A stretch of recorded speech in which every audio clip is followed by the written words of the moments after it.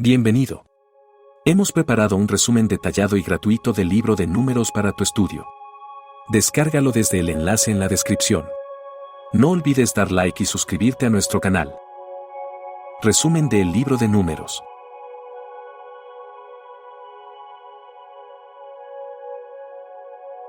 El libro de Números narra la travesía del pueblo de Israel desde el monte Sinaí hasta la frontera de la tierra prometida. Se llama Números debido a los censos realizados al inicio y al final del viaje. El libro muestra la organización del pueblo, sus quejas, rebeliones y la paciencia de Dios al guiarlos a través del desierto. A pesar de sus constantes fallas, Dios provee dirección, protección y sustento.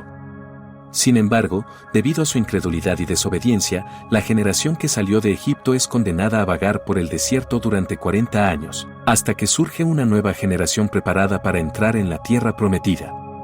Números resalta la fidelidad de Dios a sus promesas y la importancia de la obediencia y la fe. Autor. El libro de Números fue escrito por Moisés. Según la tradición judía y cristiana, Moisés es el autor de los primeros 5 libros de la Biblia, conocidos como el Pentateuco o la Torá. Fecha. El libro de Números fue escrito probablemente alrededor del 1445 al 1405 a.C. durante el tiempo en que los israelitas estaban en el desierto después de su éxodo de Egipto. Resumen del libro y detalles importantes. El libro de Números, el cuarto del Pentateuco, es una narración clave en la historia del pueblo de Israel. Relata su travesía por el desierto después de haber sido liberados de la esclavitud en Egipto y cómo Dios los prepara para entrar en la tierra prometida. Su nombre proviene de los censos que se realizan al inicio y al final del libro, registrando a los israelitas en 2 momentos cruciales de su historia: la primera generación, que salió de Egipto pero no pudo entrar en Canaán debido a su incredulidad, y la nueva generación, que heredará la tierra prometida. Sin embargo, más allá de los números y registros, este libro es una profunda lección sobre la fidelidad de Dios, la importancia de la obediencia y las consecuencias del pecado.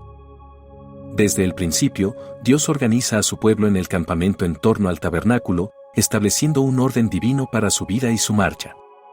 Se les dan instrucciones detalladas sobre su forma de vida, sus deberes religiosos y militares, y se les recuerda que son un pueblo santo, apartado para Dios. Pero casi de inmediato, los problemas comienzan. El pueblo se queja del hambre y la sed, dudando del poder de Dios para sustentarlos en el desierto. En respuesta, el Señor les provee milagrosamente maná del cielo, agua de una roca y codornices, mostrándoles que Él es su proveedor. Sin embargo, su gratitud es efímera y pronto vuelven a dudar y rebelarse. Uno de los episodios más significativos ocurre cuando Moisés envía 12 espías a explorar Canaán. 10 de ellos regresan con un informe negativo, temerosos de los gigantes que habitan la tierra, mientras que solo Josué y Caleb confían en que Dios les dará la victoria. La incredulidad del pueblo los lleva a rechazar la promesa de Dios, lo que provoca un castigo severo. Vagarán por el desierto durante 40 años hasta que toda la generación incrédula muera y sea reemplazada por una nueva generación dispuesta a confiar en Dios.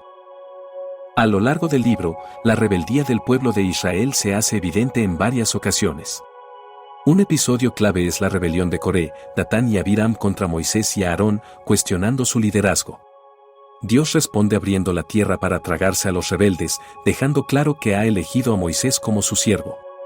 Otro incidente importante ocurre cuando Moisés, frustrado por las constantes quejas del pueblo, desobedece a Dios al golpear la roca en vez de hablarle para que brotara agua.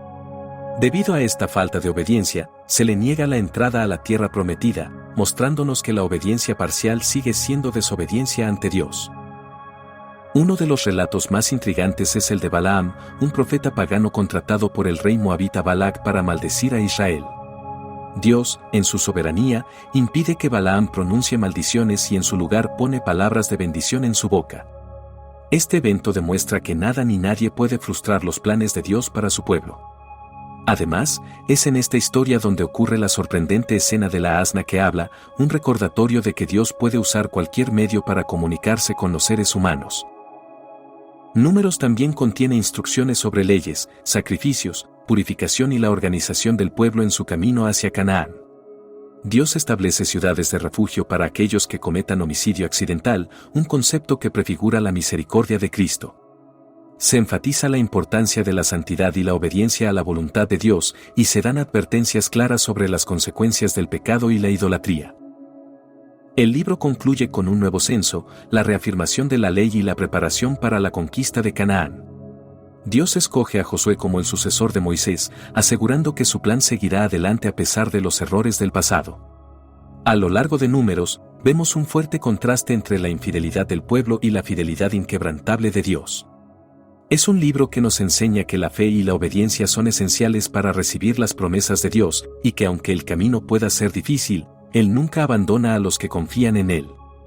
En nuestra vida hoy, Números nos recuerda la importancia de confiar en Dios incluso en tiempos de incertidumbre. Nos advierte contra la incredulidad y la queja, y nos anima a caminar en fe, sabiendo que Dios siempre proveerá y guiará a su pueblo hacia el cumplimiento de sus promesas.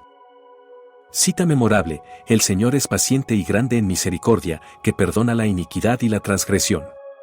Números 14:18. Ahora en donde encontramos a Jesús en Números. En el libro de Números, encontramos a Jesús representado en varios eventos y símbolos que apuntan a su obra redentora. Uno de los ejemplos más claros es la serpiente de bronce que Moisés levantó en el desierto, Números 21, 8-9. Jesús mismo explicó en Juan 3, 14-15 que así como Moisés levantó la serpiente en el desierto, el Hijo del Hombre también sería levantado para que todo aquel que crea en él tenga vida eterna. Otro símbolo de Jesús en Números es el maná que Dios proveyó a los israelitas en el desierto, Números 11, 7-9. Jesús declaró en Juan 6:35 que Él es el pan de vida, el verdadero alimento que sacia espiritualmente a quienes creen en Él. Además, la roca de donde brotó agua para calmar la sed del pueblo en el desierto, Números 20:11, es una figura de Cristo, quien es nuestra roca y la fuente de agua viva, 1 Corintios 10:4, Juan 4:14. En todo el libro de Números, vemos que Jesús es el verdadero líder y guía de su pueblo, el proveedor y el salvador que fue prefigurado en las experiencias del pueblo de Israel en el desierto. Aplicación práctica. El libro de Números nos enseña valiosas lecciones aplicables a nuestra vida hoy. Una de las principales es la importancia de confiar en Dios en medio de nuestras pruebas y desafíos. Los israelitas vagaron por el desierto durante 40 años debido a su incredulidad y desobediencia.